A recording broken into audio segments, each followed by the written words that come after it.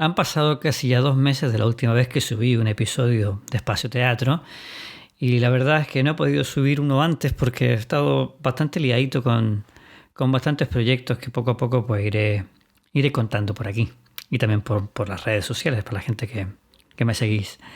Y eso que este episodio lo tenía escrito ya desde mediados de noviembre. Pero bueno, como dije antes, pues ha sido imposible poder sentarme a grabar. Así que hoy, 2 de enero de 2025, y bueno, y aprovecho, ya que estamos en un año nuevo, para desearos un feliz año nuevo a todos los que escucháis este Espacio Teatro. Espero que sea un año lleno de teatro, de que vayáis a ver teatro, de que hagáis teatro, de que leáis teatro y que, por supuesto, escuchéis Espacio Teatro y lo compartáis con toda la gente. Y que, bueno, y que haya salud y que sea un bonito año para todos.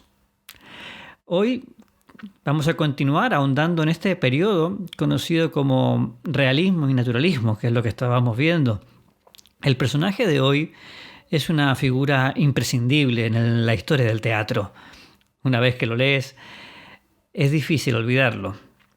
Conocido tanto por su estilo innovador como por su capacidad para explorar las complejidades del alma humana y los conflictos sociales, este dramaturgo sueco dejó una marca indeleble en la dramaturgia moderna al combinar elementos autobiográficos con una aguda crítica social.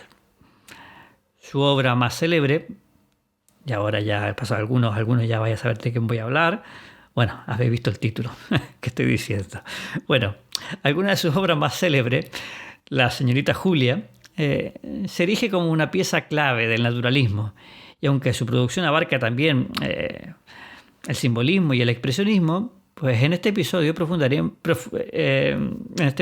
nos vamos a centrar más en su obra naturalista y vamos a profundizar pues tanto en su vida como en sus temas recurrentes y en su obra más importante y haremos un especial análisis, bueno, un poquitín quizás más detallado de La señorita Julia. Y finalmente pues haremos una reflexión sobre el impacto, su misoginia y el legado que este gigante del teatro dejó para las generaciones venideras. Hoy en Espacio Teatro, August Strindberg, revolucionario del teatro y explorador de las profundidades humanas. Comenzamos.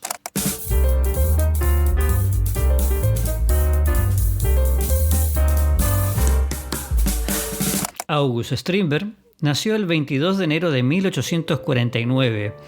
O sea que falta poquito para que esté de aniversario. Nació en Estocolmo, Suecia, en una familia que de alguna forma simbolizaba las tensiones de clase que marcarían su vida y su obra. Su padre, Carl Oskar Strindberg, era un comerciante relativamente acomodado, mientras que su madre, Ulrika Eleonora Norling, había trabajado como sirvienta antes de casarse.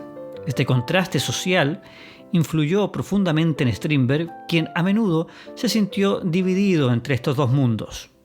De niño, Strindberg experimentó una educación estricta y una atmósfera familiar marcada por el autoritarismo y la religión luterana, elementos que más tarde cuestionaría en sus escritos. Fue un estudiante brillante, aunque conflictivo, destacándose en literatura, historia y ciencias naturales. Tras abandonar varios estudios universitarios, Strindberg comenzó a escribir obras que reflejaban su interés por la política, la ciencia y la literatura. Su primera obra importante, Los camaradas, del año 1887, marcó el inicio de su carrera como dramaturgo, explorando las tensiones entre el idealismo y la realidad. Hay que pensar que en este tiempo también va a estar Nietzsche, también va a estar Freud. Realmente ya llevamos una revolución industrial que avanza a ritmo de locomotora. Por tanto, es una Europa de muchos cambios.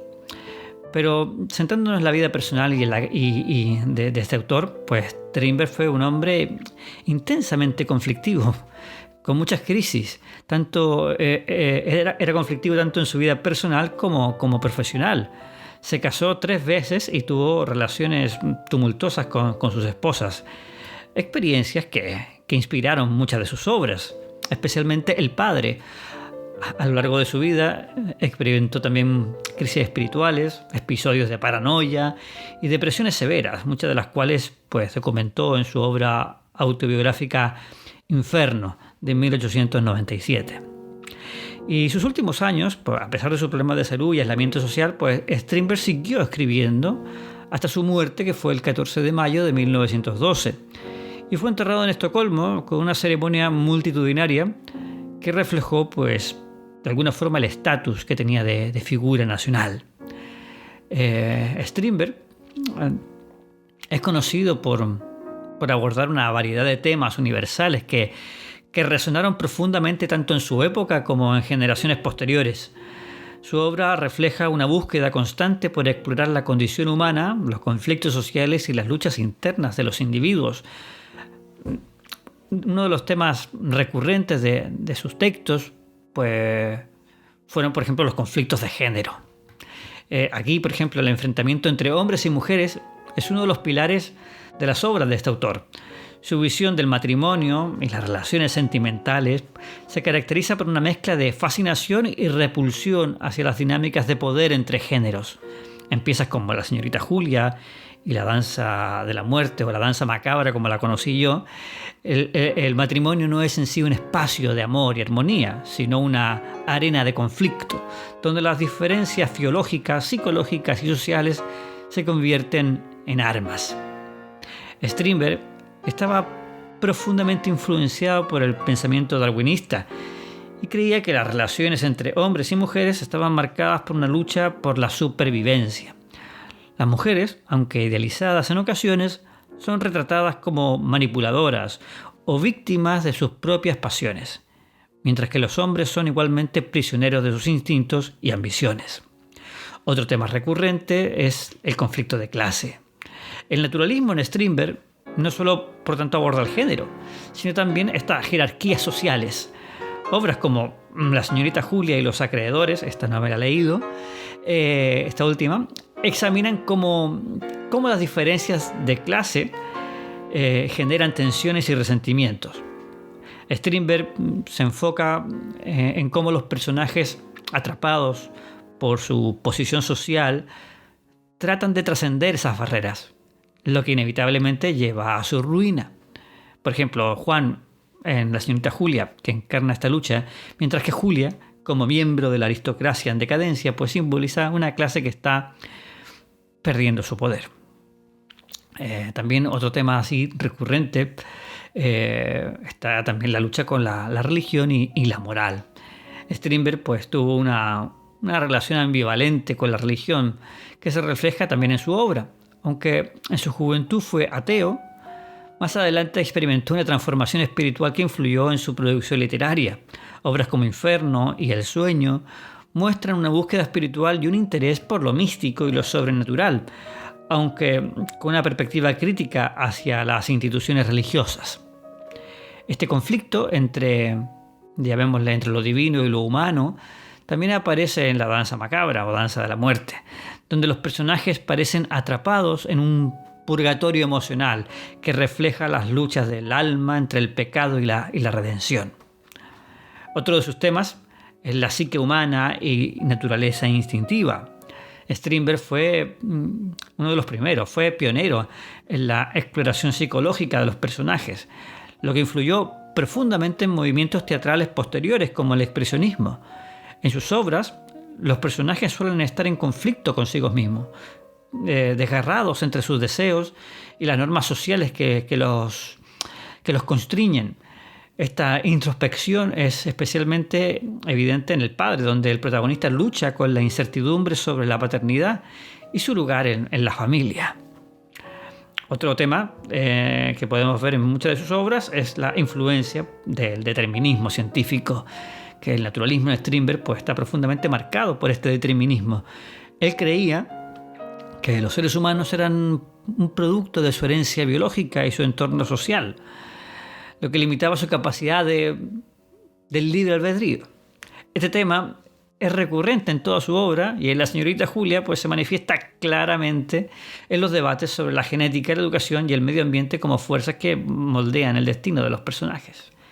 Strindberg es uno de los dramaturgos más influyentes del teatro moderno. Su vasta producción incluye obras que abarcan, como decía anteriormente, desde el naturalismo más crudo hasta piezas más simbólicas y oníricas que desafiaron las convenciones teatrales de su época. Entre las obras naturalistas podemos encontrar, pues, quizás la obra cumbre de él, que es La señorita Julia, de 1888. Es su obra más emblemática dentro del naturalismo. Esta obra explora las tensiones de clase, género y biología en un microcosmos social. Julia y Juan, los protagonistas, pues representan estas fuerzas opuestas en una lucha que trasciende lo personal, simbolizando los conflictos sociales más amplios. Otra de sus obras importantes naturalistas es El Padre, escrita en 1887, es otra pieza fundamental. En esta obra Strindberg examina la lucha por el poder en el matrimonio y la incertidumbre sobre la paternidad. El capitán, el protagonista, se enfrenta a una esposa manipuladora que utiliza la duda sobre la legitimidad de su hija como arma para desequilibrarlo. La obra es un estudio psicológico desgarrador que refleja las tensiones familiares y las expectativas de género. Luego tenemos sus obras simbólicas o expresionistas y expresionistas.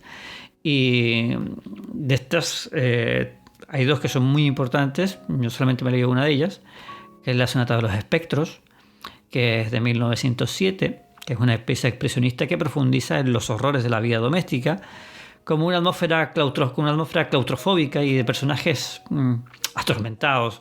Strindberg utiliza el simbolismo para explorar la decadencia moral y la psicología de la familia burguesa. Otra de las obras de esta, digamos que de esta línea es El Sueño, de 1901, es anterior. Es un ejemplo brillante de teatro simbólico que está inspirado por la estructura de los sueños. Esta obra rompe con la lógica lineal del teatro tradicional y crea un collage de imágenes, emociones y situaciones que reflejan las complejidades del subconsciente humano. Yo esta obra no me la he leído, pero me parece muy interesante y a ver si la encuentro y puedo echarle un par de ojos.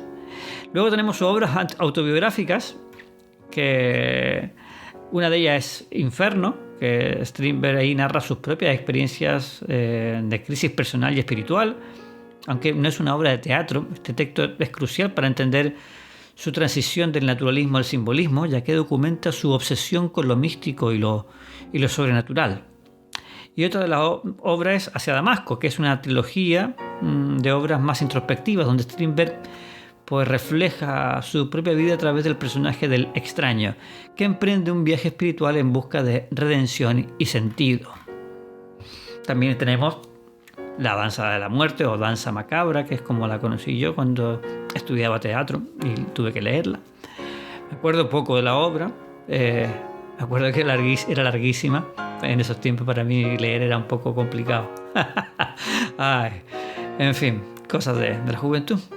Escrita en 1900, La Danza de la Muerte o Macabra es una de las obras más importantes de este autor. Esta pieza está dividida en dos partes. Es un estudio profundo de las relaciones humanas, especialmente del matrimonio, concebido como una lucha despiadada en la que cada cónyuge pues, intenta destruir al otro emocional y psicológicamente. La obra pues, fue escrita durante un periodo de madurez de Strindberg, cuando el dramaturgo estaba pues, más interesado en analizar las complejidades del alma humana y las instituciones sociales. El matrimonio, recurrente en su obra, aparece aquí como un campo de batalla, donde el amor se descompone en odio y resentimiento. En ese sentido, La Danza Macabra es una continuación temática de la obra El Padre, pero con un enfoque pues, más sombrío y nihilista. El título pues, hace referencia a la tradición medieval de la danza macabra, un tema pictórico y literario que simboliza la inevitabilidad de la muerte, que me cuesta esa palabra. Strindberg lo utiliza como una metáfora del vínculo matrimonial, donde los personajes están atrapados en una relación mortal y emocionalmente corrosiva y en un ciclo interminablemente de sufrimiento, una relación tóxica, ya diríamos hoy en día. El argumento de la obra se centra pues, en este matrimonio de mediana edad formado por el capitán Edgar y su esposa Alice, quienes viven en un aislamiento emocional y social en una isla remota. La isla es un símbolo de este aislamiento. Ambos personajes son profundamente defectuosos y muestran una crueldad despiadada hacia el otro. Edgar, un militar retirado, es autoritario, sarcástico y obsesivo, mientras que Alice, una ex actriz, es manipuladora y vengativa. Los personajes están cogidos con agudeza. La llegada de Kurt, un primo de Alice, sirve como catalizador de la acción. La tensión aumenta a medida que se revelan secretos, recriminaciones y rivalidades, llevando a un clímax que resalta la imposibilidad de escapar de su destino. La obra pues tiene una estructura cerrada y claustrofóbica que refleja la opresión emocional de los personajes. Los diálogos están cargadísimos de ironía y cinismo, con momentos de mucho humor oscuro que alivian esta atmósfera asfixiante. Y en términos de puesta en escena, pues se aleja del naturalismo puro, aunque mantiene un enfoque en las interacciones humanas realistas. Incorpora elementos simbólicos como el uso del espacio, la casa como prisión, también la isla, y los motivos recurrentes de enfermedad, deterioro y muerte que reflejan el estado interior de los personajes. Esta obra fue cuando se estrenó fue recibida fatal, debido a su temática tan oscura y la brutalidad de sus personajes, pero con el tiempo pues, ha sido reevaluada como una obra maestra del teatro moderno. Influyó muchísimo en dramaturgos posteriores como Eugene O'Neill, como Edward Albee, quienes también exploraron las dinámicas destructivas, como por ejemplo obras como ¿Quién teme a Virginia Woolf? De Albee. Así que, y bueno, esta obra está impregnada, como suele ser en este autor, de experiencias personales. Él tuvo, como dije anteriormente, una vida matrimonial bastante turbulenta y en esta obra pues canalizó sus frustraciones de alguna manera y miedos sobre las relaciones románticas, ofreciendo un retrato profundamente introspectivo y universal sobre la condición humana. Sin quererlo, hemos profundizado también en esta obra que en su día a mí me costó mucho leerla, pero sí me llamó mucho la atención. A ver si la logro rescatar y releer. Pero entrando en la obra más popular de este autor, que es La señorita Julia, tenemos que contextualizar. Ya había comentado que fue escrita en el año 1888, que es una época donde está Freud, donde está Nietzsche, donde la revolución industrial pues, ha generado una transformación social importante. También había una transformación artística que también está ocurriendo. Y este contexto es crucial para poder comprender la obra, ya que Strindberg utiliza ese escenario de conflicto entre clases como reflejo de estos cambios. En términos literarios, la obra se inscribe dentro del naturalismo, que es la corriente artística que buscaba retratar la vida con la mayor fidelidad posible, basándose en los parámetros, de alguna forma, que había planteado Émile Zola y su teoría del experimento teatral.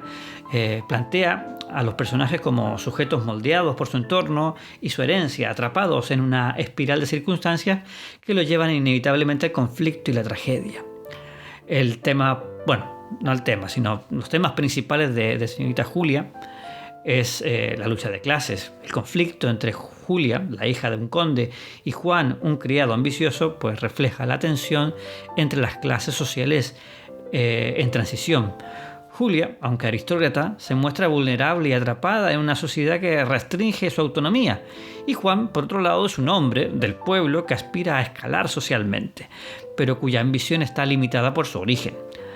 La atracción entre ambos no es solo física, sino también simbólica. Julia y Juan representan dos mundos que se rechazan y se necesitan mutuamente, como toda la vida.